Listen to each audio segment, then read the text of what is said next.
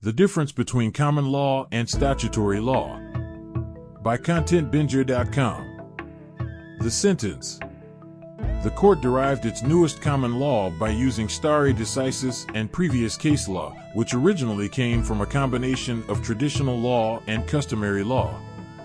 For our purposes, this could read the following way, and it would make no difference. The court derived its newest common law by using principles of common law and adhering to a decision in a previous common law case, which originally came from a combination of common law and common law.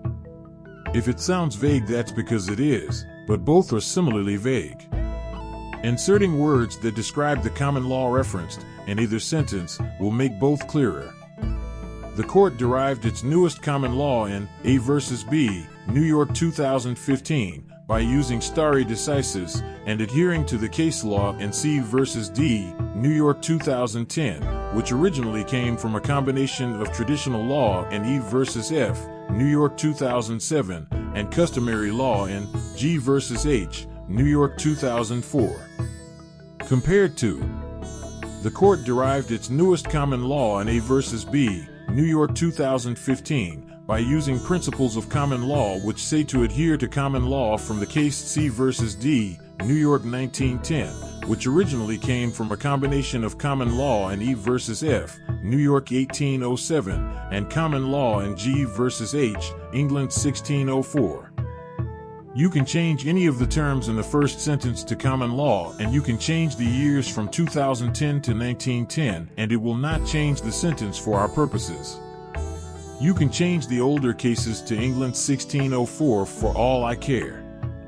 Just remember that the case from, let's say, E versus F, New York 2007, could be based on common law from, let's say, 1807, that has just never been codified.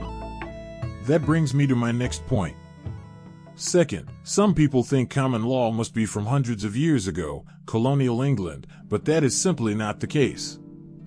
I know why some people mix this all up though, because of terms like traditional law and customary law and Latin terms like stare decisis. No, not Spanish, I mean what they spoke in 2,000 years ago in Rome.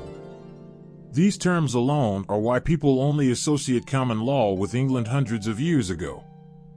Don't be one of those people. To be clear, a law from a case that was decided yesterday can still be common law. As long as there is no direct statute, common law can govern for the rest of time, constantly being added to, subtracted to, and adapted by the slight differences found in the cases it governs, changes in society, changes in public policy and opinion, etc. A case of first impression is a great way to remember the concept of common law. If a case is decided where there is no statutory law on point, but it is also decided without the use of prior common law, it is called a case of first impression, and that becomes the common law for the next case. So, step 3, always remember steps 1 and 2, because all the words to describe common law are synonymous with common law for our purposes. And simply get age of the cases out of your head. Common law can derive from hundreds of years ago or from hundreds of seconds ago. Often it was derived very recently using principles and even court decisions that are hundreds of years old. Sometimes it was derived very recently from another case that happened recently. Of course, a case must already be decided to become common law, so any present and future common law cases will be decided based on older common law cases.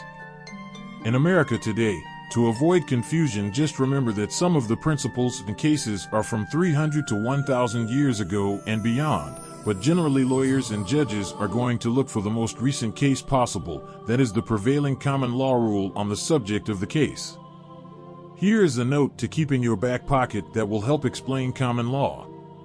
It is how common law is used in courts. Being closer in factual similarities, geographic location, and sometimes date, makes a case more persuasive in courts.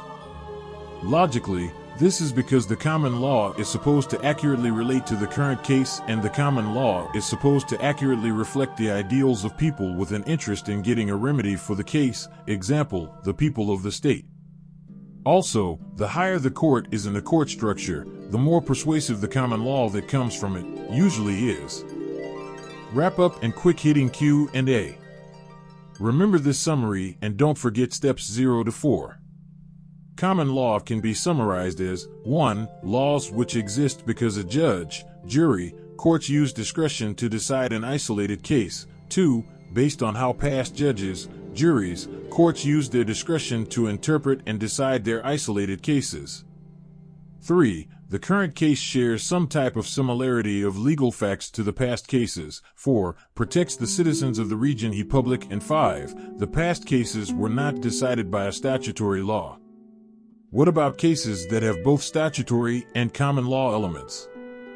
When judges interpret the existing law and determine new boundaries and distinctions, is it generally considered common law? Are common laws subject to statutory laws? Generally, yes. Are statutory laws subject to anything? Yes, both types of laws are subject to the Constitution. Thanks for watching. For more content, check out ContentBinger.com.